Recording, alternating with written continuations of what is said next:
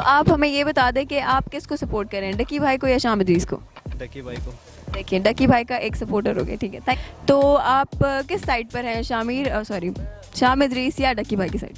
मैं तो डकी भाई को सपोर्ट कर रहा हूँ क्योंकि इन्होंने उनकी फैमिली को भी थ्रेट किया है और ये एक गलत तासर है कि आप अपने कॉन्फ्लिक्ट की वजह से फैमिली को या इस तरह से किसी बाकी लोगों को अगर थ्रेट करते हैं तो ये बहुत बुरी बात है। Thank you so much.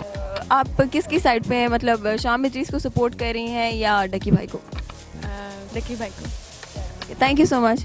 और आप किसकी साइड पे हैं? साइड में ऐसे किसी की नहीं लूँगा, लेकिन फिर भी वही बात है कि अब डकी भाई की एक जगह बन गई है, एक मकाम उन्होंने बना लिया, तो अब उनको चाहिए कि बस कर दें। और हमारे व्यूवर्स को बताते चले कि आप शाम इदरीस की साइड पे हैं, डकी भाई की साइड पे?